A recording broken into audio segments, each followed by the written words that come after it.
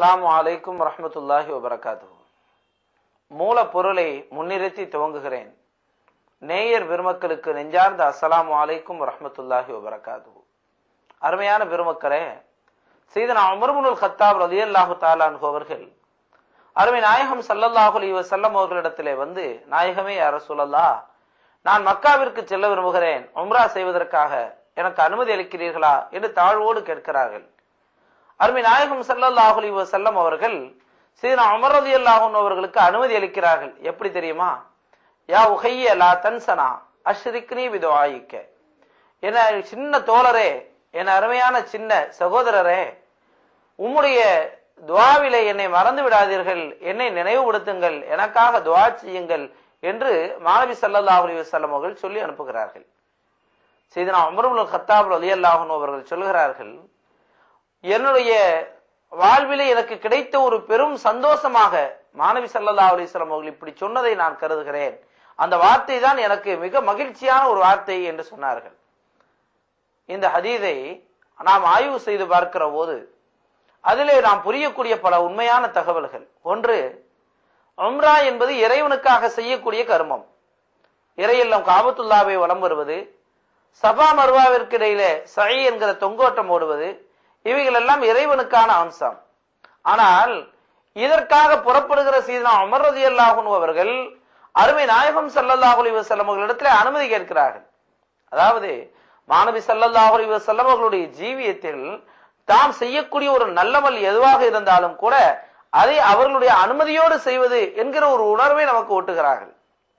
அந்த நிலையில் சையதுனா உமர் ரலியல்லாஹு அன்ஹு அவர்கள் அனுமதி கேட்ட போது, சரி சென்று வாருங்கள் என்ற ரீதியிலே பெருமானார் ஸல்லல்லாஹு அலைஹி வஸல்லம் அவர்கள் சொல்லாமல், எனக்காக துஆ செய்யுங்கள், என்னை மறந்து விடாதீர்கள் என்று சொன்னார்கள். இதிலிருந்து நாம் என்ன புரிகிறோம்? புனிதமான ஹஜ்ஜுக்கு செல்கிறவர்கள், இறை இல்லத்தை நாடி செல்கிறவர்கள், அவர்களிடத்திலே துஆ செய்யுமாறு நாம் சொல்லுகிற இந்த உணர்வு, இந்த வழமை மாநபி ஸல்லல்லாஹு அலைஹி வஸல்லம் அவர்கள் ஏற்படுத்தி தந்தது.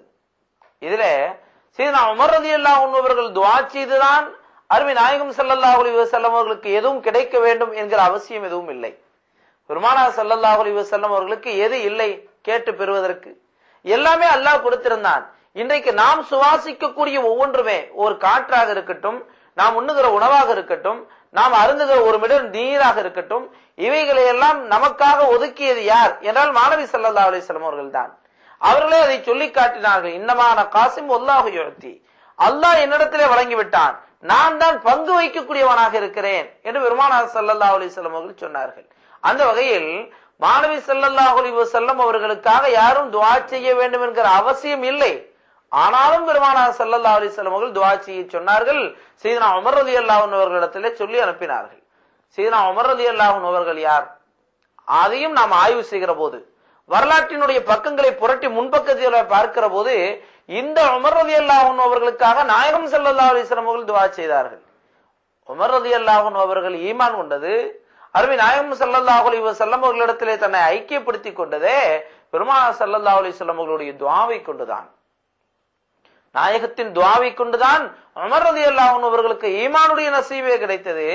அந்த உமர் ரலியல்லாஹு அன்ஹு அவர்களிடத்துல மாநபி ஸல்லல்லாஹு அலைஹி வஸல்லம் அவர்கள் தனக்காக துஆ செய்யுமாறு சொல்லி அனுப்பினார்களே, அந்த நிகழ்வை நாம் பார்க்கிற போது புனிதமான ஹஜ்ஜுக்கு செல்கிறவர்களிடத்தில் துஆ செய்யுமாறு சொல்லுவதும், அதே போல அவர்கள் திரும்ப வருகிற போது அவர்கள் வீட்டிற்கு செல்வதற்கு முன்னால், ஹஜ்ஜிலிருந்து வருகிறவர்கள், மாநபி ஸல்லல்லாஹு அலைஹி வஸல்லம் அவர்கள் சொன்னார்கள், ஹஜ்ஜிலிருந்து திரும்ப வருகிறவர்கள் அவர்களுடைய வீட்டுக்கு போய் சேருவதற்கு முன்னால் அவர்களிடத்திலே நாம் துஆ செய்வதற்காக சொல்ல வேண்டும். ஏனென்றால் அதுவரையிலே அவர்கள் துஆவுடைய மகாமிலே இருக்கிறார்கள், துஆவுடைய நேரத்தில் இருக்கிறார்கள். அந்த அவர்கள் வீட்டிற்கு செல்வதற்கு முன்னால் கேட்கிற துஆக்கள் இறைவனால் அங்கீகரிக்கப்படும், கட்டாயம் அங்கீகரிக்கப்படக்கூடியதாக இருக்கிறது என்ற ரீதியிலும் மாநபி ஸல்லல்லாஹு அலைஹி வஸல்லம் அவர்கள் சொன்னார்கள்.